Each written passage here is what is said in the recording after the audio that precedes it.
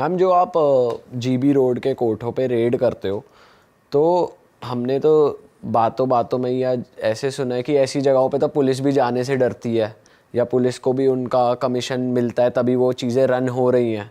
और आप जब वहाँ रेड करते हो, जो आप कह रहे हो मैडम से बात करो, तो वो मुझे तो नहीं लगता कि पीसफुली होता है, या आप किसी को पीसफुली रेस्क्यू करके ले आओ तो हाँ, वो क्योंकि आसानी से वो कैसे कहाँ छोड़ने होता है वाले और हैं। क्या होता है, क्या आप उनसे बात करते हो? पहली बात यह है कि हम लोग तभी जाते हैं जब हमारे पास पुख्ता इन्फॉर्मेशन होता है, और पुख्ता इन्फॉर्मेशन के पुलिस को डरती है लिटरली। मैं आपको बताऊं, मैं इतने बार गई हूँ, कभी किसी ने मुझे एक बार नहीं छुआ।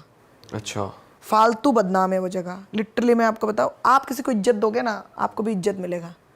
मेरे को इतने सालों में कभी किसी कोठे में किसी औरत ने, भले ही मुझे देखा होगा, गंदी गालियाँ दी होगी, किसी ने कभी मेरे को टच नहीं किया। पहली बात तो ये, पुलिस जाती है तो वो डरे हुए रहते हैं। और मैं ना कोठों में घुसते ही ना, कोठों में नहीं घूमती, मेरे पास डंडा होता है या हाथ से ना मैं वालों में हिट करती हूँ। क्योंकि क्या होता है, जो माइनर्स होते हैं ना, उनको कभी बाहर नहीं रखेंगे लोग। बाहर उन लोगों को रखेंगे जो पेशेवाड़ी, मतलब पेशा हो गया है जिनके लिए, जो बूढ़ी हो गई है। ये लड़कियों को टनल में रखेंगी, बेड के नीचे रखेंगी, और अगर पता चले हम आ गए तो जो सीताराम बाजार है पीछे, उसमें भेज देंगे, या फिर जो सिनेमा हॉल है, गोल चाय, डिलक्स है, बहुत सारे, उधर भेज देंगे।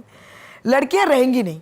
जैसे ही पता चलता है ना, मैं आपको बताऊँ, जैसे ही अपन जाते हैं ना उस एरिया में, मुझे अभी भी याद है, वहाँ पे एक कैमरा है जीबी रोड में। जैसे आप घुसते हो ना, वहाँ पे एक पेड़ है इतना बड़ा सा, वहाँ पे एक कैमरा है, और कैमरा भी छोड़िए, उनको पता लग जाता है वो। और सारे जो कोटे होते हैं ना, कोटों के जो वॉल्स है ना, सारे वॉल नहीं, जो छत होता है जॉइंट है, एक छत से अलग छत कूद कूद के चले जाएंगे। तो आपने अगर 56 में गई ना, तो वो 57 में चले जाएंगे, 57 में गए वो 58 में चले जाएंगे, 40 में जाए वो 42 में चले जाएंगे।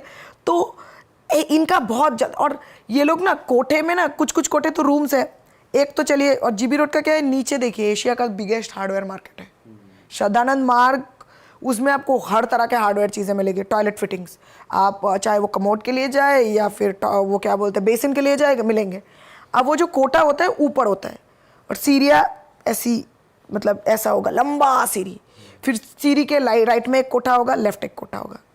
अब जैसे 40 हो गया, 40 का राइट होगा, लेफ्ट होगा, ऐसे करके कोठा। और सारे कोठा का आइडेंटिफिकेशन आपको बड़े बड़े नंबरों में दिखेंगे। जीबी रोड घुसेंगे ना आप, तो आपको, आप इधर उधर देखेंगे ना, आपको नंबर दिखेगा, तब आप समझ लेना नंबर मतलब, अच्छा ये नंबर मतलब ये वाला कोठा। तो ऐसे ऐसे उसकी आइडेंटिफिकेशन है दिल्ली। तो उसमें स्पेसिफिक लड़कियों का भी होता है कि? हाँ, तो जैसे 64 में सारी नेपाली लड़कियां मिलती है, सेमी न्यूड लड़कियां मिलती है, 56 में बंगाली और नेपाली और आंध्रा की लड़कियां मिलती हैं, फिर क्या बोलते हैं 55 या 58 में बेरिया कम्युनिटी है बहुत। बेरिया कम्युनिटी में, राजस्थान में एक कम्युनिटी है जिसका नाम है बेरिया कम्युनिटी। बेरिया कम्युनिटी में फैमिली की सबसे बड़ी लड़की प्रोस्टिट्यूशन पे जाएगी, और उसके लिए उसके क्लाइंट्स उसके पापा और उसके भाई लाएंगे। ये है। अब बेरिया कम्युनिटी गूगल करके देखिए, ये कल्चर में है? हाँ, this is a cultural tradition, it's like a cultural thing for Beria community. आप राजस्थान का देखेंगे, उनका कम्युनिटी में, पर उनकी बहुएं घूंघट लगाती। तो ये एक कम्युनिटी है। जीबी रोड में कुछ कुछ ऐसे भी कोठे हैं, मुझे याद है, जहाँ पे ये है कि अगर कोई HIV आदमी जाए और किसी वर्जिन लड़की के साथ वो, मतलब फिजिकली इंटीमेट हो, तो उसका HIV क्योर हो जाएगा। ये भी कुछ कुछ अफवाहें हैं, लोग ऐसे भी जाते हैं लोग, और बहुत सारे ज़्यादा प्राइस पे करने को तैयार होंगे, पे करने के लिए रेडी है। एक टाइम पे तो जीबी रोड में बहुत HIV होते थे, अब तो चलो लड़कियां को, अब बहरहाल जीबी रोड में रेड्स नहीं होती, बहुत कम, बहुत कम।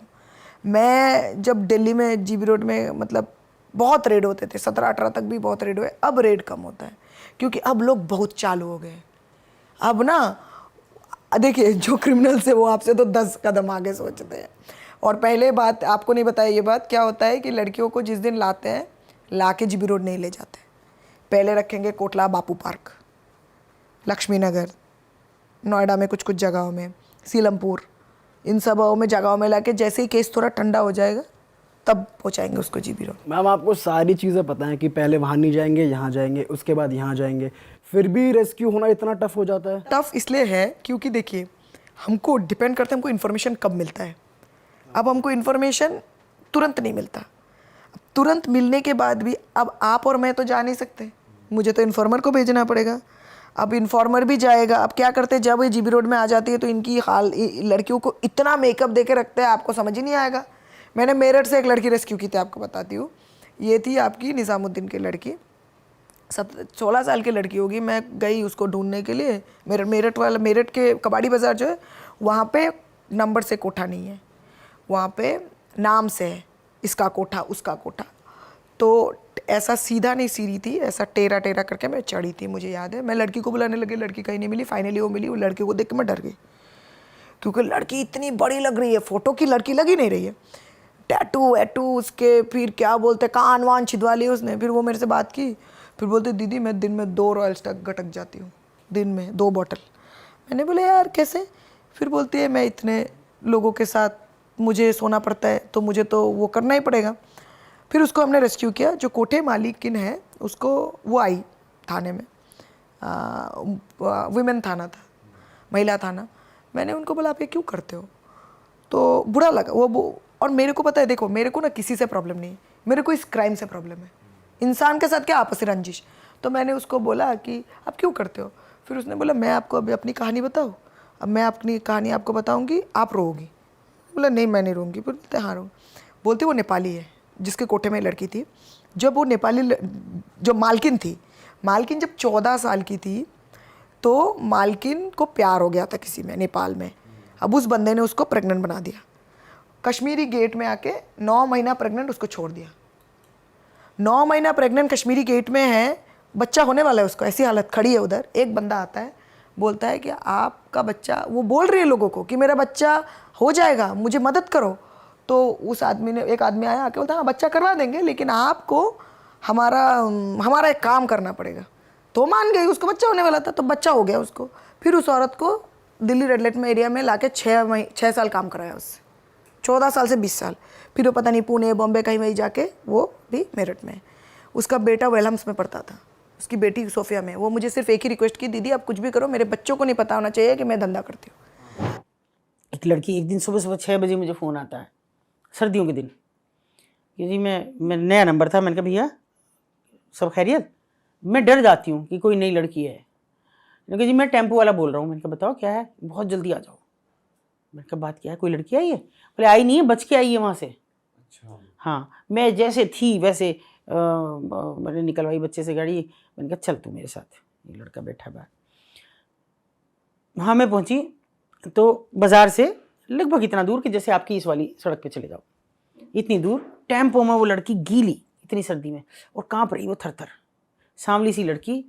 मैंने उसे देख के पहले अपना शॉल उतार के दिया, स्वेटर भी उतार के दिया, सर्दी थी बहुत। मैंने कहा तू ये पहन ले।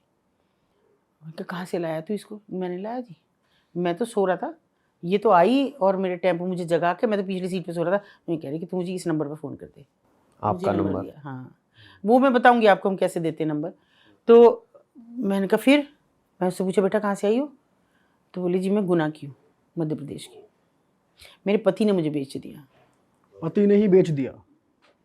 और मेरी 3 महीने की बेटी उनके कब्जे में है, वो निकाल दो बस कैसे भी।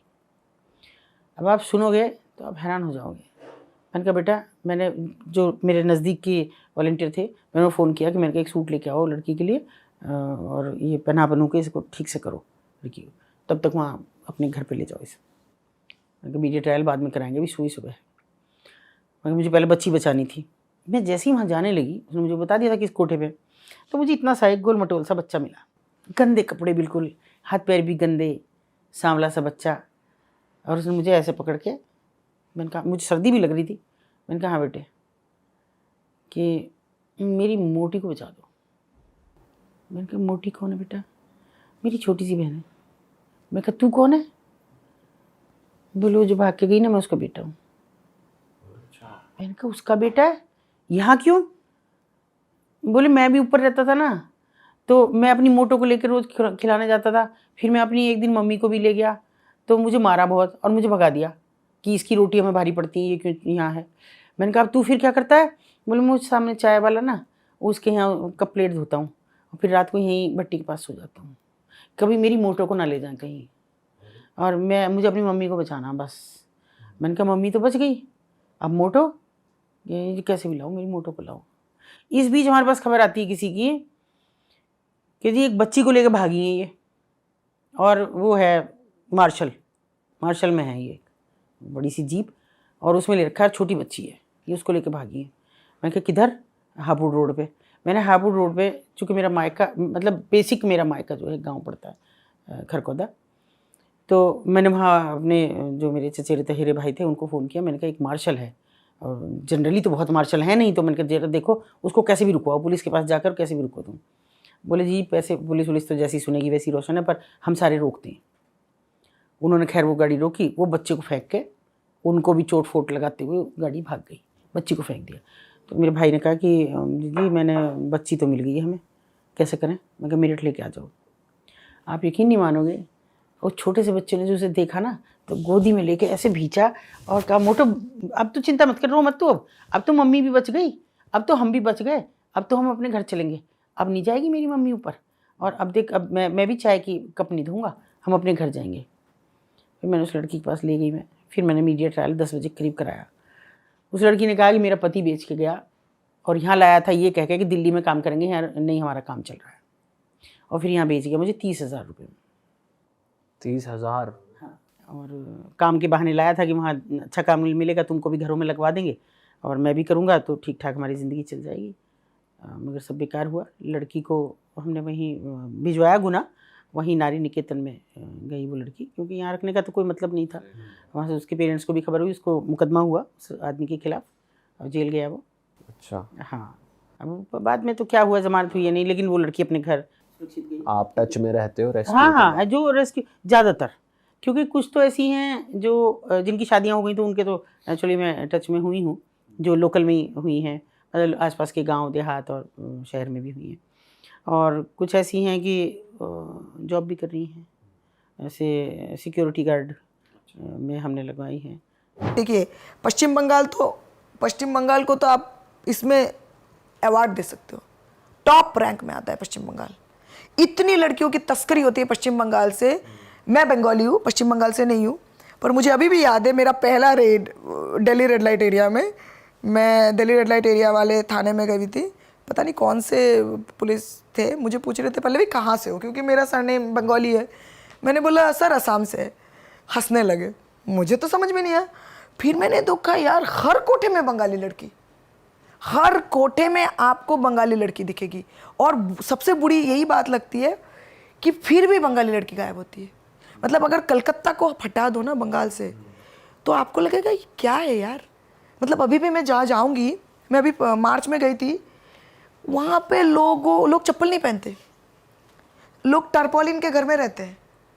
पत्ते हैं ना पत्ते, आप सोचिए 2023 है, जंगली पत्तों का पानी को उबाल के उसके साथ चावल मिला के खाते हैं। इतनी गरीबी है, मतलब डरावने वाली गरीबी है। मैं मतलब वहाँ पे मेरी एक लड़की है, वो मुझे बोली, मैं तो दे नहीं सकती, अलाउड नहीं हूँ, मेरी सर्वाइवर है, वो मुझे बोली दीदी मैं 3 दिन काम करती हूँ, साड़ी में वो लगाती हूँ को जो होता है ना ग्लास, 3 दिन का मुझे 85 रुपये मिलता है, 10 घंटे काम करती हूँ।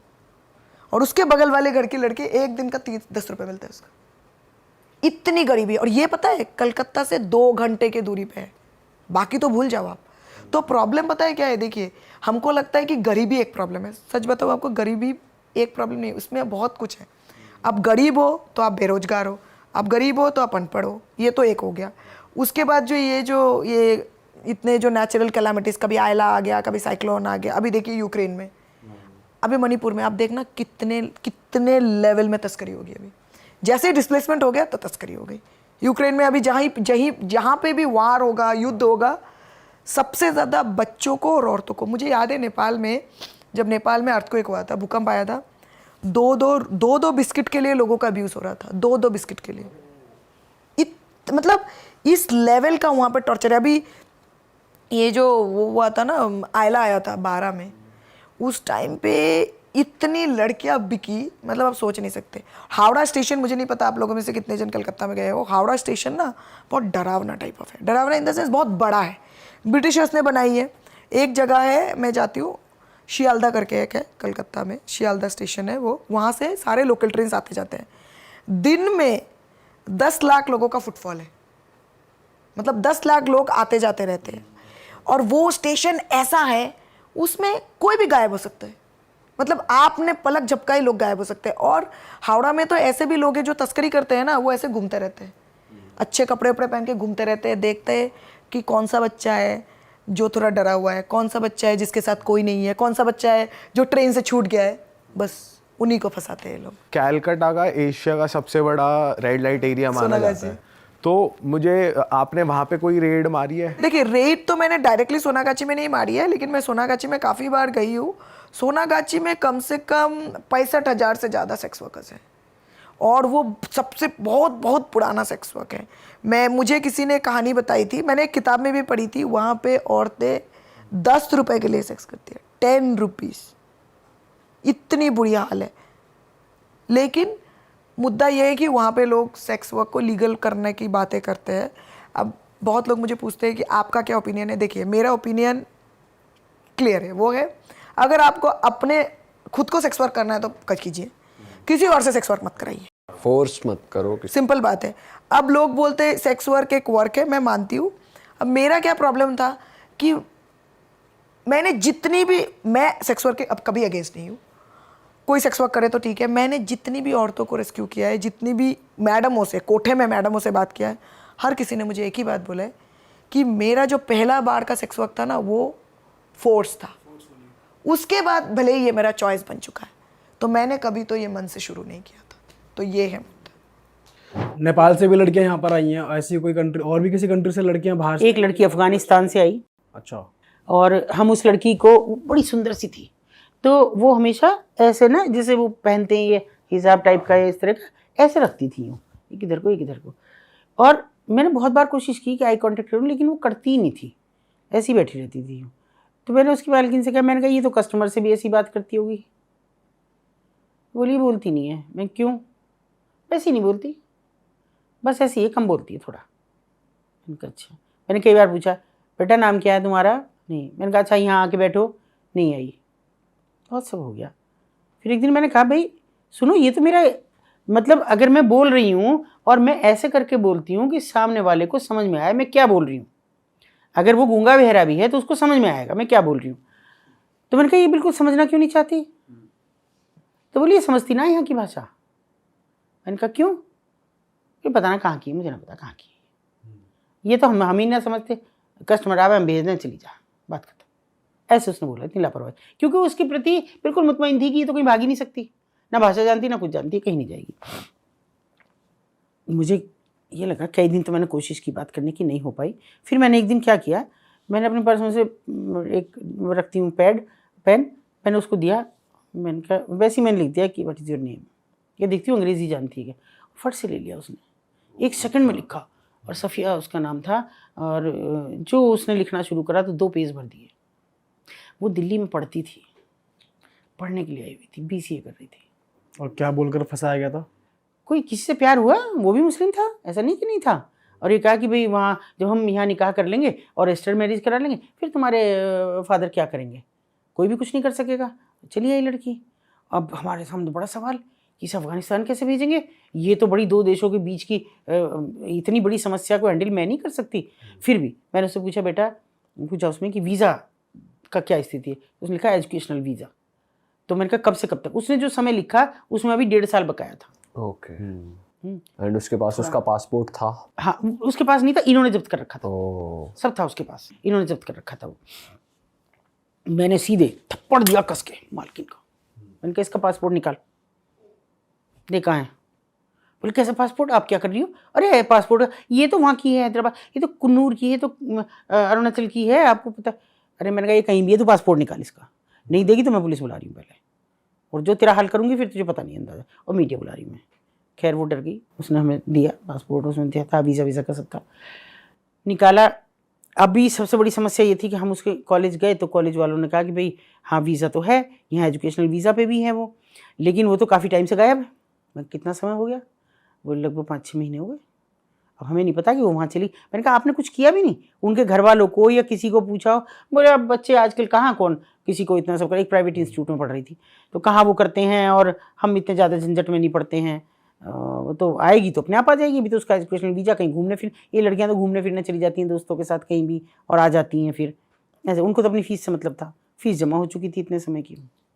अब सोचो आप, बहुत मुश्किल। हमने कहा भाई ये इसका जो भी प्रेमी था वो छोड़ के चला गया, हमको ये मिल गई, हम भाषा नहीं जान रहे थे, ये हमारी नहीं जान रही थी, लेकिन आज हमें ये बात समझ में आई कि इंग्लिश भी जानती होगी, तो तब इसने हमें लिख के दिया। हमने नहीं बताया कि भाई ये है कॉलेज। मैंने कहा अपने इनके घर वालों को पहले हमारे सामने फ़ोन करो, जो भी आपके पास नंबर होगा। उन्होंने करा, उसमें हमें 2-3 दिन लगे प्रोसेस में, दिल्ली रुके 2-3 दिन लगे। मैंने कहा हम लड़की नहीं देंगे जब तक इसके पेरेंट्स को बुलवाओ, उन्हें कहो कि आएँ। तो उन्होंने कहा ठीक है, वो आए। उन्होंने टाइम दिया हमें 15 दिन का। मैंने कहा लड़की रखोगे? बोले हाँ, इसका हॉस्टल में कमरा है। मैंने उससे पूछा फिर बेटा रहेगी? उसने कहा हाँ। अब मैंने कहा अब तो ये हिसाब हटा दे, इसे कब तक रखेगी? अब आप इससे दहल जाओगे कि जब उसने वो हटाया, वो हटा नहीं रही थी, मैंने ज़बरदस्ती हटाया, तो इतना चेहरा उसका जला हुआ था। मैंने कहा ये क्या? मैंने स्कूल एडमिनिस्ट्रेशन से पूछा कि इसका चेहरा जला हुआ था? नहीं, अरे तो इतनी सुंदर इतनी प्यारी बच्ची। मैं इसकी, वो प्रिंसिपल जो थी वो बोली कि जो डीन थी उसकी, कि अरे मैं इसके माँ बाप को क्या जवाब दूंगी अगर वो भी मुस्लिम थी, मैं क्या जवाब दूंगी? और ये तो आई मेरे उस पर है क्योंकि मेरे भाई वहाँ रहते हैं और उन्हीं की रिकमेंडेशन पे इसको यहाँ एडमिशन मिला, और मैं क्या जवाब दूंगी? ये क्या हुआ? तब उसने बताया कि उस लड़के ने जलाया कोई चीज़, कपड़ा या क्या, ये पन्नी बता रही क्या चीज़ वो कह रही है, समझ नहीं आया। वो ऐसे मारा इसके, तो वो डोमेस्टिक वायलेंस करता था उस पर, मारपीट। तो वो इतना जल रहा, इतना भद्दा हो रहा था कि तब मुझे लगा कि वहाँ देह के अलावा कुछ नहीं है, किसी को चेहरे से, सुंदरता से किसी को कुछ चीज़ नहीं लेनी वहाँ। इतना बुरा। और वो ऐसे रोई फिर जो फूट के कि मैं मतलब मैं दहल गई बिल्कुल एकदम। मैंने उसे कस के गले लगाया और मैंने फिर उसे कहा थोड़ा सा, मैंने कहा बेटा बेशक तुम बाहर की हो पर हमारी बेटी हो, हमेशा याद रखना, और हम टच में हैं आज भी। ओ, तो अभी वो अपने देश में वापस चली गई हैं? 15 दिन, हाँ 15 दिन बाद इन लोगों ने हमें बुलाया, हमसे लिखा पढ़ी कराई काफ़ी सारी, कुछ एफिडेविट्स दिए कि हमारे पास थी, इस समय नहीं बता पा रही थी। लड़की ने उनको एग्री किया कि हाँ मैं इनके घर पे रह रही थी, मैंने बताया ही नहीं। और घर वालों ने भी एक्सेप्ट कर लिया था उनको? हाँ उनको वो बताया ना कि प्रेमी ले गया था और उसी ने ये जला के ऐसे छोड़ दिया। तो हमने फिर इसको रख लिया था अपने पास, मिल गई थी हमें घूमते फिरते। हरिद्वार बताया हमने कि हमें हरिद्वार मिली थी, वो हरिद्वार ले गया होगा। तो